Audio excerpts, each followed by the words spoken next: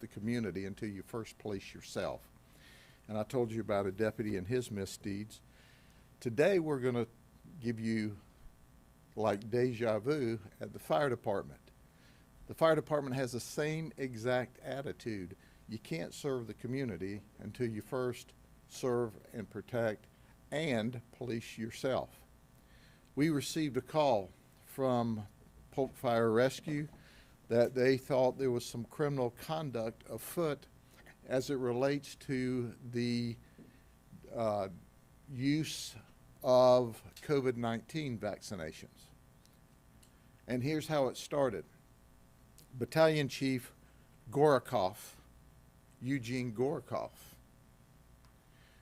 was going through paperwork from Paramedic Joshua Cologne.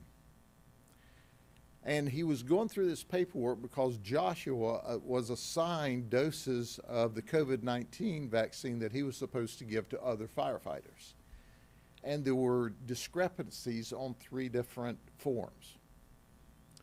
And he first told Cologne, hey, I need that paperwork. And then when it came in, it was messed up. I mean, there was misspellings, there was no date of birth, there was just total confusion on these 3 forms.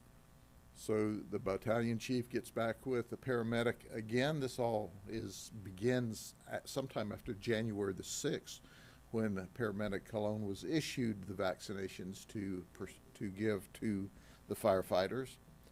And still, with the battalion chief's frustration, he recognized the name of one of the 3 people. So he called him up on the phone and he said, hey man, he said, we're trying to get this paperwork straight. Can you give me your date of birth? He said, for what? He said, well, for the vaccination. He goes, I didn't get a vaccination. I'm no longer a firefighter. He said, you didn't fill out this paperwork and paramedic didn't give you a vaccination? He says, not at all.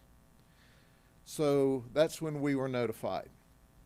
We started this investigation, and that's what we learned, that Joshua Cologne, who's 31 years of age, and in fact he was the 2020 Firefighter of the Year, was giving 3 vials with about 10 doses in each vial, and his job was to go to the different firefighters who requested the vaccination as a first responder and administer the dosage. We found the paperwork was totally messed up, as the bat chief discovered, and ultimately we met Mr. Cologne in the office of his lawyer, and he said, hey, I want to totally cooperate. I have embarrassed the fire service and I falsified the paperwork. I used 2 false names, a Scott Keller, and Scott Keller does not exist. And I also used an Alexander Dimmer, D-I-M-E-R, which is similar but not a firefighter that he knows. So he didn't use Alexander the firefighter as his victim, but he made up a name similar to that in order to fool the system. So he even went so far as to dummy up some email addresses to email from Scott Keller back to the bat chief saying, hey, I've got my stuff. He confessed. He said, I made all that up. I made up the one real victim, and I made up the other 2 names. I made up the email stuff that I sent. It was all fraudulent. It was wrong. We go, why would you do that? He said, well, he said, there's this captain, and I give you the captain's name because he's under criminal investigation. He would be arrested today, but he's on his way back from out west. He will be arrested upon his arrival here. There's a captain at the fire department called Tony Diamano.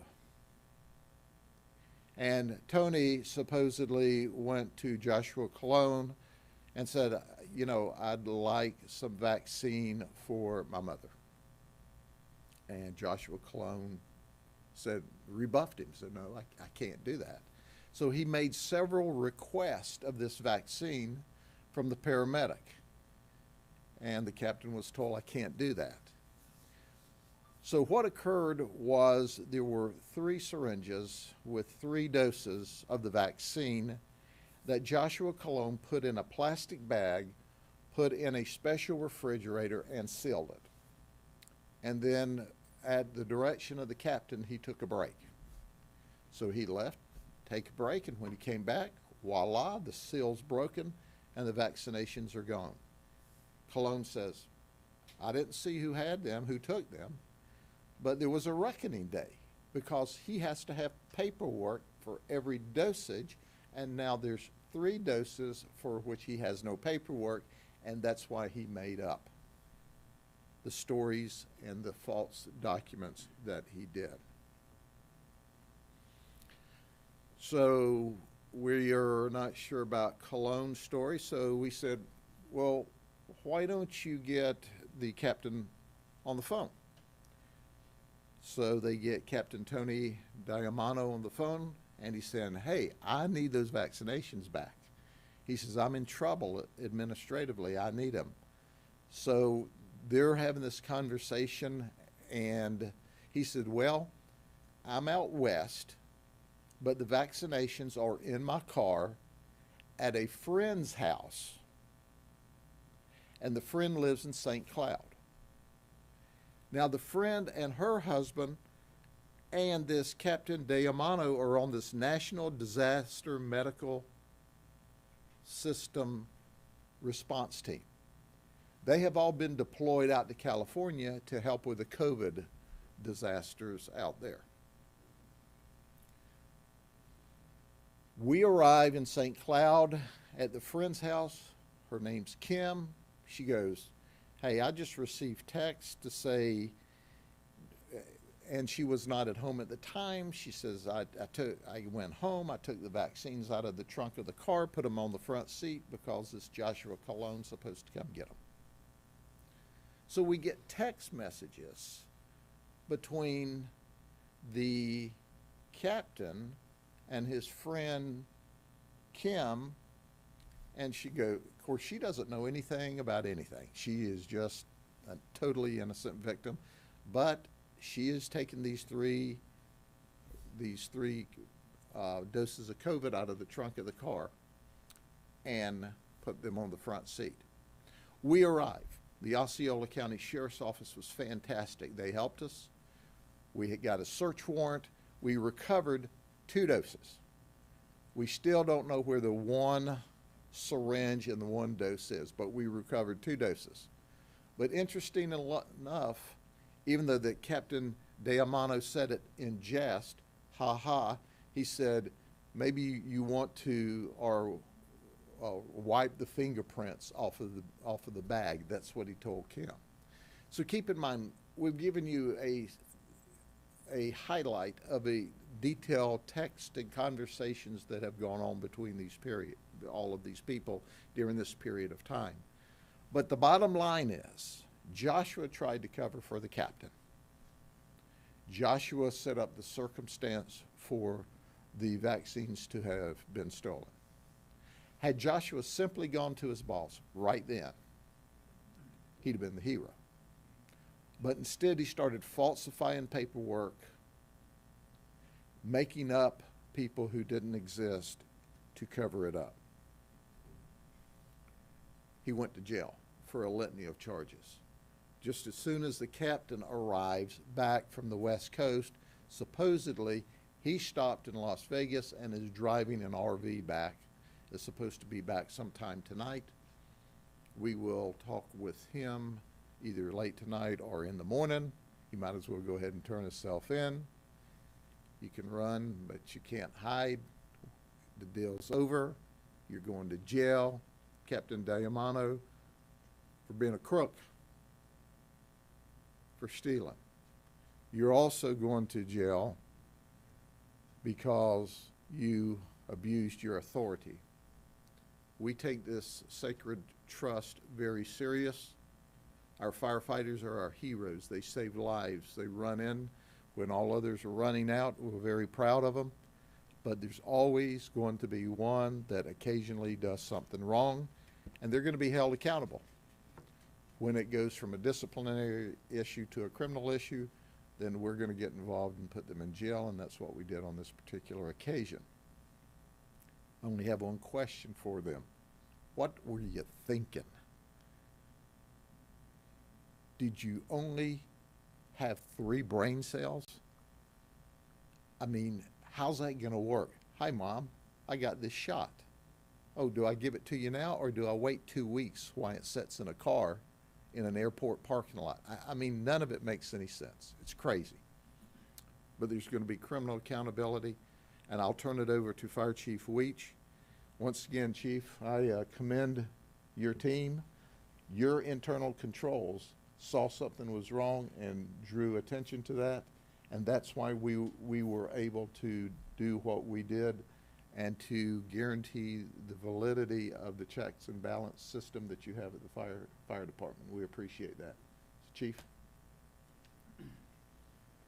Thank you, Sheriff. I'm Polk County Fire Rescue Fire Chief Robert Weech, and like the Sheriff said, we were going through routine paperwork as we do with every vaccine. You know, we have a responsibility to uphold the community trust, and we found one of these opportunities. We did not do that. We take that very seriously. Certainly not indicative of what we do at Polk County Fire Rescue or in the fire rescue industry. We had some discrepancies in the paperwork we couldn't explain or get to the bottom of. We contacted the authorities, and that's why we're here today.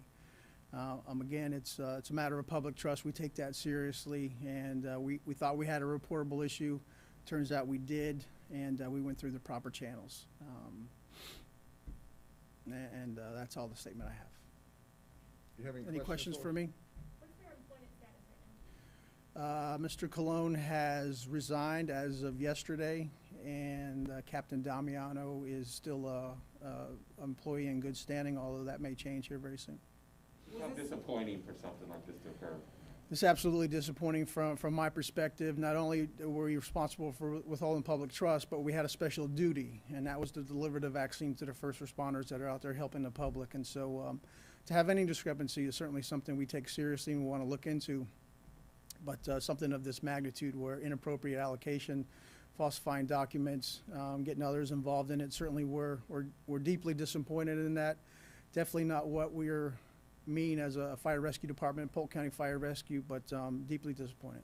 Was this a new task for Joshua? Did he not know he was going to have to do paperwork, or could there be more missing? This was not a new task. It had been completed successfully in the past by Joshua without incident. This was the first reported incident, first and only that we know about. We don't anticipate any others. Was not a new task. He did understand the task, and obviously he willfully falsified those records. Are the vaccines still viable? I mean, they sat in a car for some period. They are not. They are not viable. What's Damiano's first name? Anthony.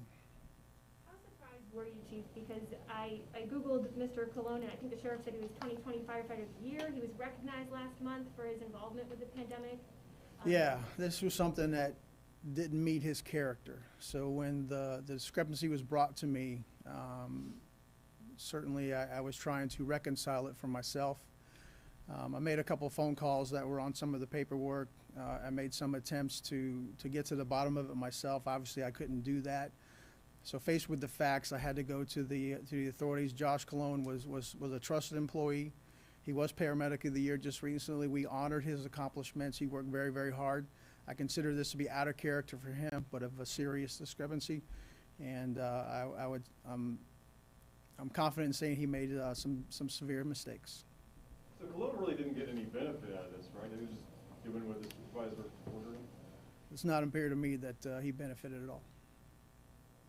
There's a hint in the press release to some kind of blackmail, potentially, that the captain was going to say, "Oh, I'm going to say that you stole the vaccines or something," right? I'm not aware of those details. Maybe the sheriff is.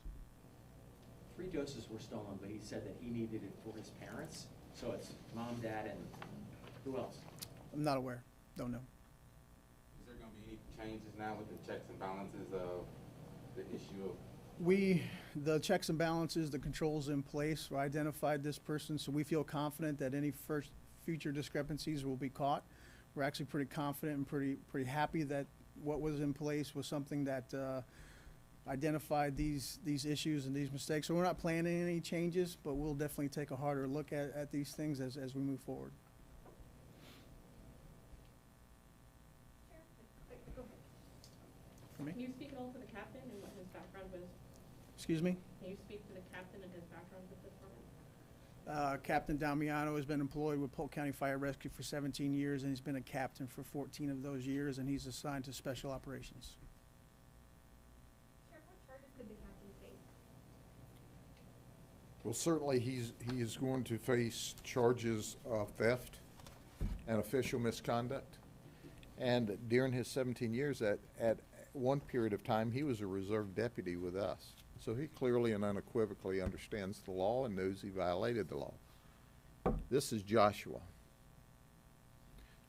This is the face of a guy who gave up his public trust when he falsified reports.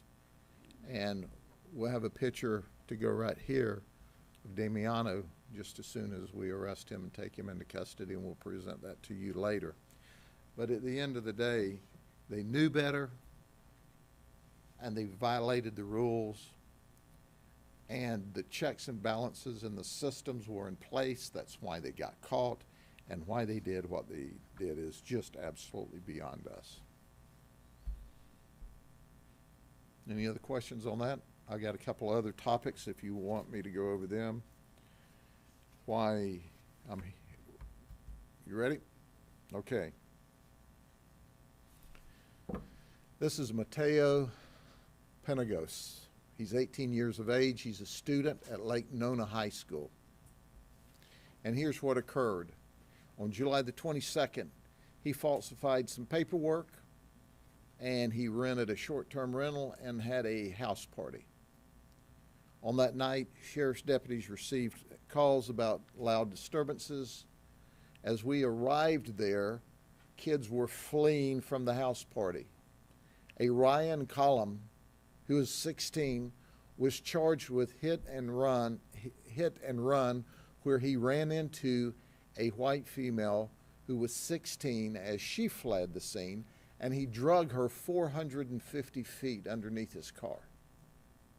We reported on that at the time. Our detectives did an investigation to see who was responsible for the house party, and this is the guy that was responsible for the house party. So we've charged him with burglary, criminal use of an identification, open house party, and there was like $2,500, $3,000 damage to the house. There's a word of caution here.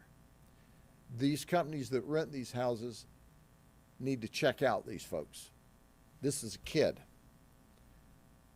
We're fortunate that our female that was drugged 450 feet underneath a car being driven by another 16-year-old fleeing a house party is alive today.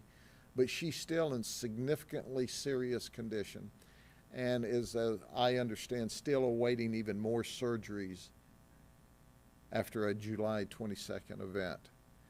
It was a horrible night for these children, and this guy is locked up for his efforts.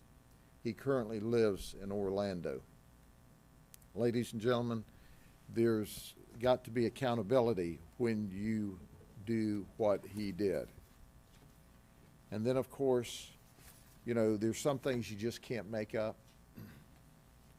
Kevin Wheeler is 45. This is a totally different event. Let me take you back to the three friends who had gone fishing on Friday night in Frostproof, and they were viciously murdered. One of those victims was Damian Tillman.